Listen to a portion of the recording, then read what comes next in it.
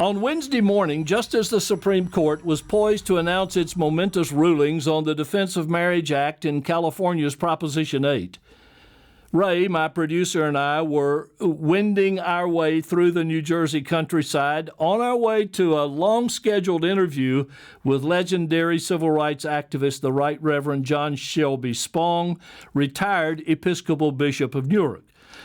You'll hear the fascinating conversation that we recorded at Bishop Spong's home on a future show.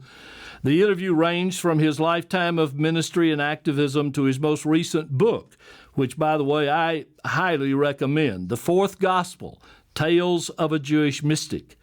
But I also took the opportunity to ask Bishop Spong, who during his long career moved from ancestral racism and homophobia to an inclusive vision of the sacredness of all of God's children, for his reaction to the breaking news out of the Supreme Court and his thoughts on what the future might bring. Well, I think that what has happened is there's been a consciousness rising in this country for about a generation, maybe 2 generations, and it's finally achieved the majority. And the court, and give it credit, it's a pretty conservative court, but the court seems to me to be able to read the signs of the times.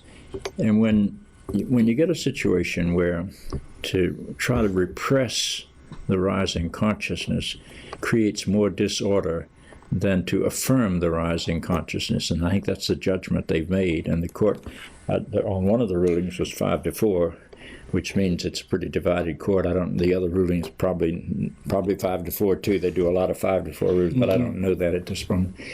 That means that the consciousness is now overcome the majority. That doesn't mean that everybody's going to agree with it. So there'll be, but we got a 9-0 ruling from the court on the desegregation, Brown versus Board of Education. That's because the Supreme Court Chief Justice was Earl Warren, and he thought that was such a major shift in the consciousness that he just really lobbied the other judges to make it unanimous. And he brought it about, which makes this really hard to argue.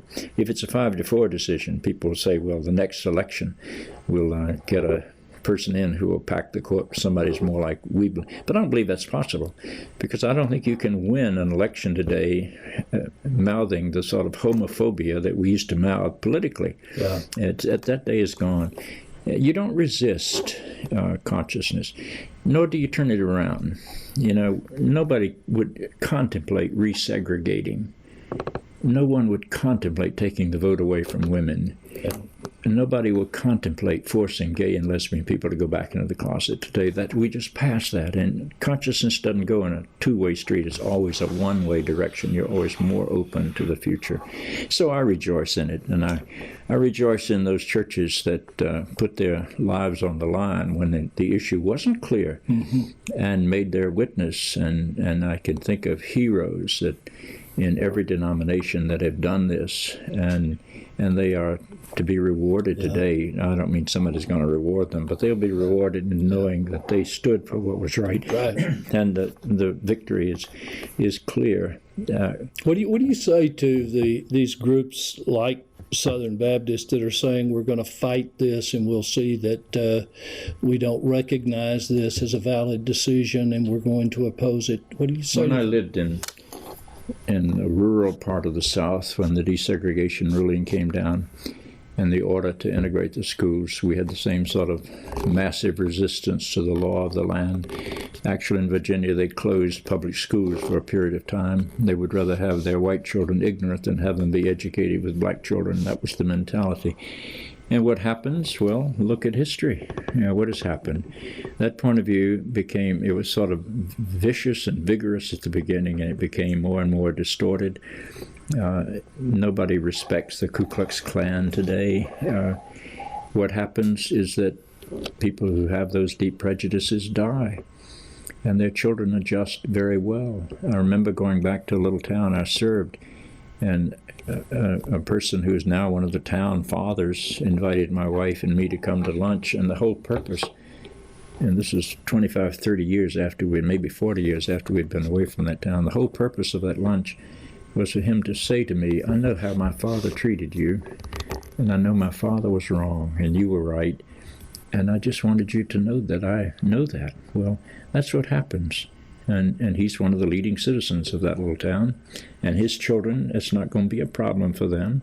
And when you look at the attitudes on gay issues and race issues and female issues among people under 30 years of age, even the evangelical preachers' children disagree with the evangelical preachers.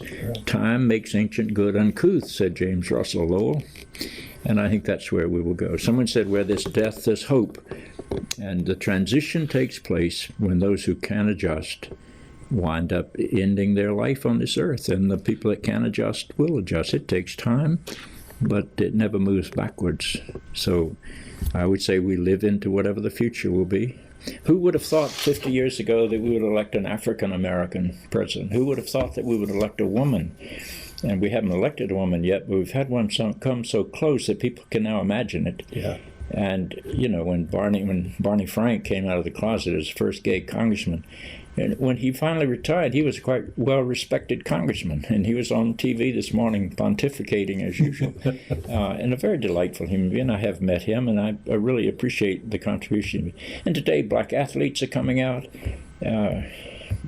Business executives are coming out. Yeah. It's a different world, and we will live into that world, and it'll be a victory. I'm really confident about that, and I think what you do is to love people, and then but don't engage them. You know, I'm not going to engage somebody who wants to argue about homosexuality. They can argue all they want. I'm not going to engage somebody who wants to argue about whether doctors should bleed patients to get rid of infections because demons are in their bloodstream. No, those things just disappear. And this will disappear, and we'll be in a much happier place and a better world.